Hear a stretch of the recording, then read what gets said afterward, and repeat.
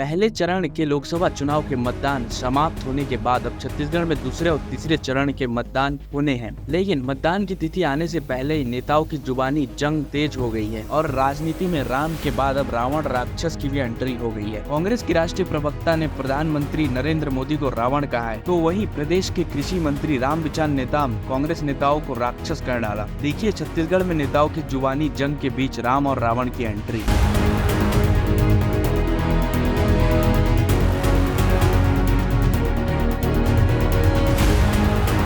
लोकसभा 2024 के महामुकाबला का काउंटडाउन शुरू हो चुका है। छत्तीसगढ़ के बस्तर में पहले चरण के मतदान होने के बाद दूसरे और तीसरे चरण का मतदान छत्तीसगढ़ में होना है। लेकिन दूसरे और तीसरे चरण के मतदान शुरू होने से पहले नेताओं के जुबानी जंग तेज हो गए। कांग्रेस के राष्ट्रीय प्रवक्ता सरगुजा पहुंची और प्रेस कॉन्फ्रेंस के दौरान प्रधानमंत्री नरेंद्र मोदी पर तीखा प्रहार करते हुए रावण की संज्ञा दे डाली।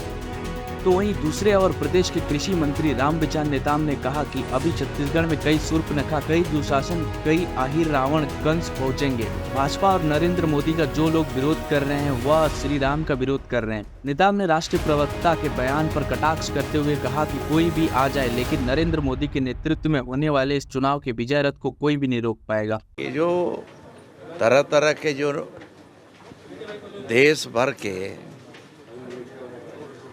ये जो हमारे विरोधी ताकतें हैं और उनके तरह तरह के एक से एक कोई शूर्पणखा बन के,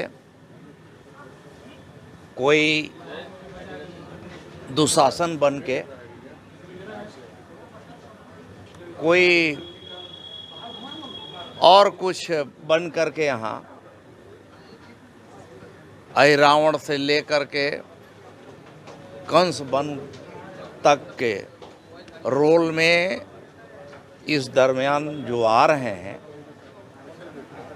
ये रामा दल है।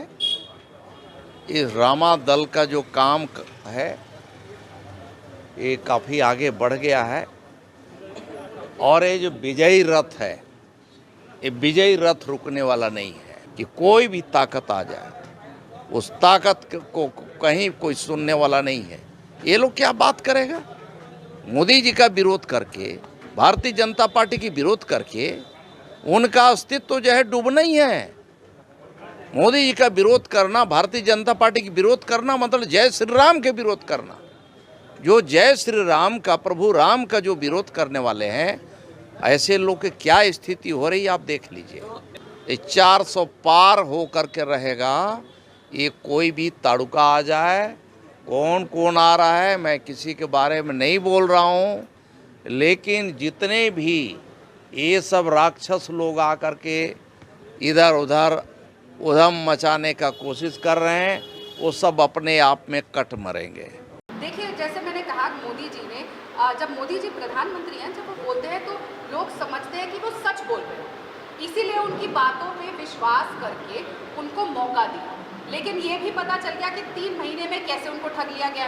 मोदी जी छत्तीसगढ़ में आके गए कि महतारी बंधन योजना हर महिला को मिलेगी, 80 लाख जिन्होंने फॉर्म भराए। मोदी जी कह के गए 500 रुपये का सिलेंडर मिलेगा। मोदी जी कह के गए कि युवाओं को रोजगार मिलेगा। 3 महीने हो गए, एक नया रोजगार नहीं मिला। 3 महीने हो गए, 500 रुपये का सिलेंडर नहीं आया।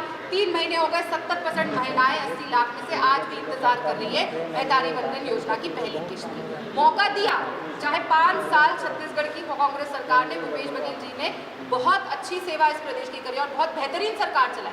लेकिन मोदी जी के जुमलों में आके और एक जो भ्रष्टाचार का एक झूठा आरोप चलाया था, तो लोगों को जुमला देके भ्रमित करने का काम। अब देखिए, जनता तो भोली भाली होती है। जब सीता मैया ही, आप देखिए रामलला का ननिहाल है, तो सीता मैया के बारे में हम कैसे बात ना करें। आपको याद होगा जब सीता मैया का अपहरण हुआ तो रावण स्वयं साधु के भेष में आए थे और सीता मैया को ठग गए।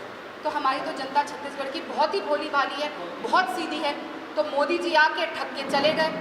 अब जब सीता मैया ही नहीं पहचान पाई रावण को, तो देश की जनता कैसे किसी ठग को पहचान पाई? आज सीएम आए तो मैंने कहा ना, वो कुछ भी कह सकते हैं। पहले उनसे पूछिए, उन्होंने मोदी जी से परमिशन ली, क्योंकि बहुत अफसोस की बात है कि पहली बार छत्तीसगढ़ को ऐसा मुख्यमंत्री मिला है जो महज एक कठपुतली है मोदी जी की। ना उनके नाम पे वोट मांगा गया था और मैं पूरा छत्तीसगढ़ घूम रही हूँ। मैं महासमुंद चली गई, कांकेर चली गई, बस्तर चली गई, सरगुजा आ गई, बिलासपुर चली गई, रायपुर में मैं रहती हूँ, राजनांदगांव चली गई, दुर्ग चली गई, लेकिन मैंने मुख्यमंत्री जी की एक भी फोटो नहीं देखी। यहाँ भी घूम रही हूँ तो बड़ी बड़ी होर्डिंग पोस्टर मोदी जी के हैं। पहले तो उनसे बोलिए कि मोदी जी से ये पूछ लें कि वो मुख्यमंत्री है भी कि नहीं। सिर्फ एक कठपुतली जो भी कह रहे हैं उनके कहने से क्या हो रहा है।